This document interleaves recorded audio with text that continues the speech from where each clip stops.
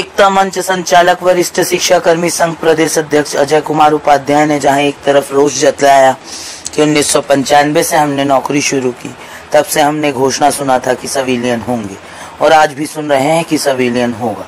कहीं ये चुनावी घोषणा पत्र तो नहीं। इससे पता चलता है कि अगर हम उस वक्त आईएएस की परीक्षा दिलाते तो हम शिक्षा कर्मी की जगह मंत्रालय में नौकरी पेशा होते। तो वही दुख जतलाते हुए उन्होंने कहा कि जरा बताएं, हम शासन के हैं या शासन के नहीं हैं।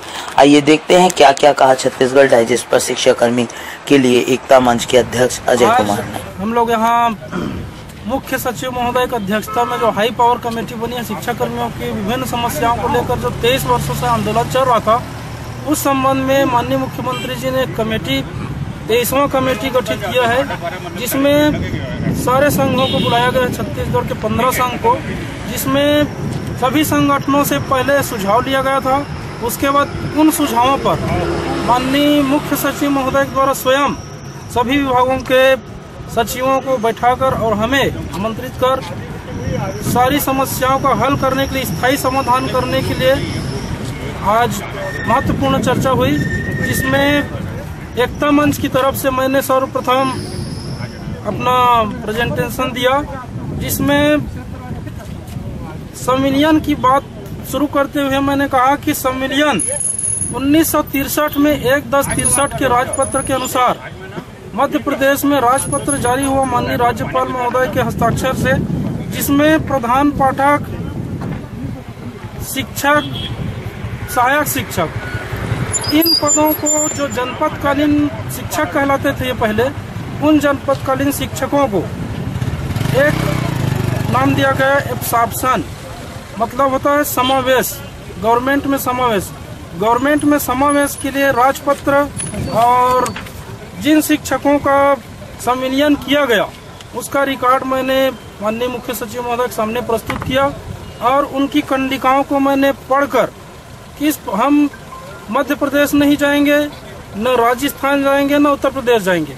हमारे मध्य प्रदेश में, हमारे छत्तीसगढ़ में, जो अब छत्तीसगढ़ के नाम से राजपत्र संबोधित किया जाए, जो 1901-10-1963 का एक्ट है, उसमें the MP local authorities school teachers को absorption in government service act 1963, MP act number 25 of 1963 और इसका धारा 13 के अंतर्गत उनको संविलियन करके शिक्षक और उच्च वर्ग शिक्षक और सहायक शिक्षक का नाम दिया गया और उनका जो वेतनमान था उस वेतनमान को भी हमने वहां पर रखा और उनका जो वेतनमान है वो उस समय की स्थिति के अनुसार 97 रुपया 50 पैसा था। उसको उसी वेतनमान में उसको आगे बढ़ाते हुए नियुक्ति तिथि से 1/10/63 से आगे बढ़ाते हुए उसे 31/1/64 को संविलियन किया गया है।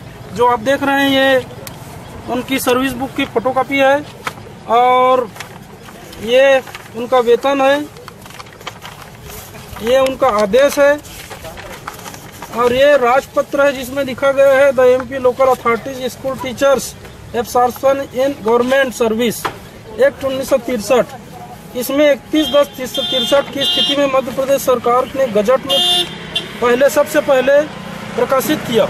मैंने माननीय मुख्य सचिव महोदय को यह भी कहा कि नियम नहीं है, ऐसा कहा जाता है, नियम नहीं है तो इसमें आप नोटिफिकेशन जारी कीजिए, नोटिफिकेशन जारी करने के बाद राजपत्र प्रकाशित कीजिए, राजपत्र में प्रकाशन के बाद जो यही हुआ है MP में, छत्तीसगढ़ में, इसको लीजिए, ना कि अभी जो संविलियन हो रहा है MP में वो हो सकता है। मैंने स्पष्ट रूप से कहा कि ये चुनावी घोषणा पत्र भी हो सकता है, हमें 23 साल पहले भी कहा गया था कि संविलियन होगा।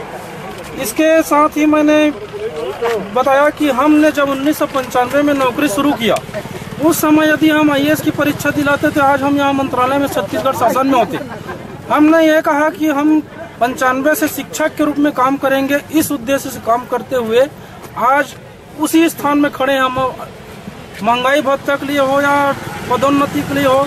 मैंने जिला पंचायत बलौदाबाजार का उदाहरण दिया जहाँ शिक्षक हमारे दुश्मन के रूप में काम करते हैं, हमारा शिक्षक कर्मी को बिगाड़ हो जाए, कोर्ट में चला जाए, वहाँ रेगुलर टीचरों को सभी जिला पंचायतों में परियोजना अधिकारी के रूप में नियुक्त किया गया है। और परियोजना अधिकारी आरक्षण नहीं समझते, न ही शिक्षाकर्मी पदोन्नति समझते, क्योंकि उनकी जो पदोन्नति होती है वो दूसरे नियम से होती है, शिक्षा संहिता के अनुसार होती है। और हम लोगों का पंचायती राज अधिनियम 1997 और अभी जो नया आया है उसके हिसाब से होता है, तो उनको इन लोग समझ पाने में अक्षम है। मैंने ये भी कहा कि जब हम जांच करवाते हैं, मैंने अपना उदाहरण दिया स्वयं का, मेरा पदोन्नति हो चुका था जिसे मैंने जांच कराया, आपके छत्तीसगढ़ शासन को भी दिया और कलेक्टर को भी दिया, सभी का जांच उन्होंने करा के मुझे दे दिया। तो मेरी तरह मैं तो पदाधिकारियों, आम शिक्षाकर्मी आपके व्यवस्था से इतने त्रस्त हैं, आपके शासन से भी कुछ नहीं होता किसी का।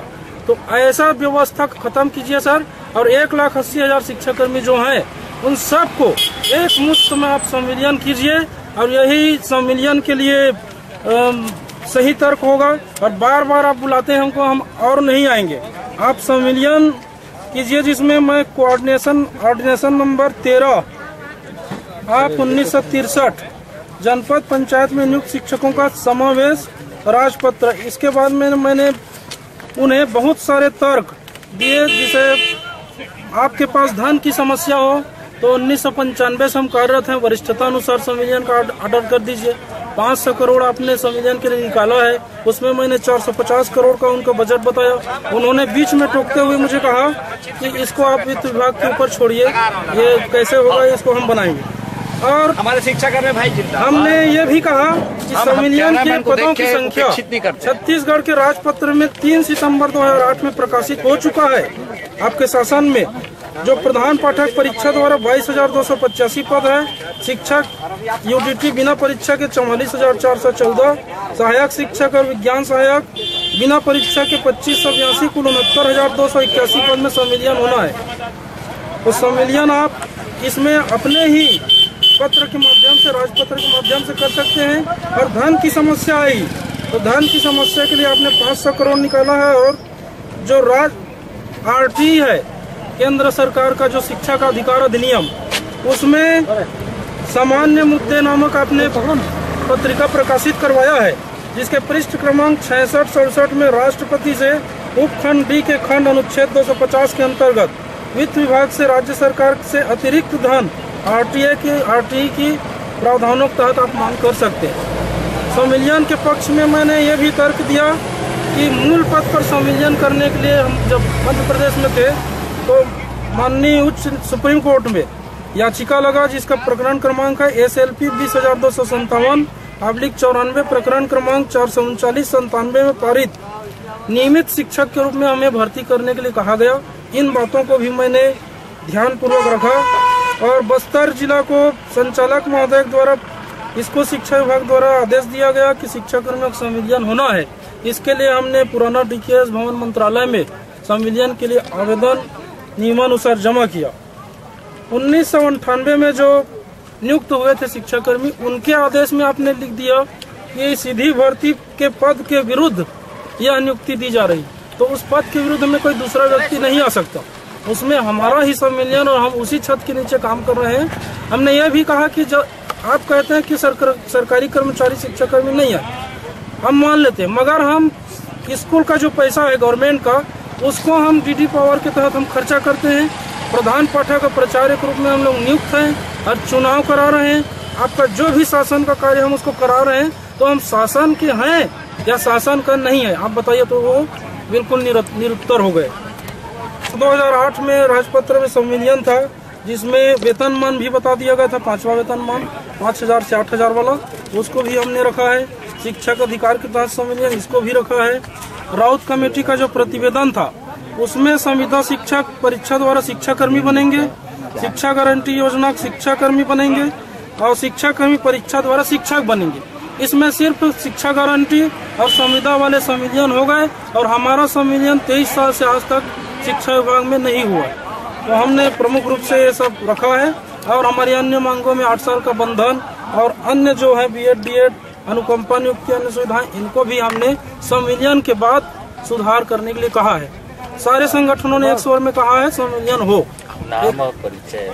मैं एकता मंच संचालक और वरिष्ठ शिक्षाकर्मी संघ का प्रदेश अध्यक्ष अजय कुमार उपाध्याय।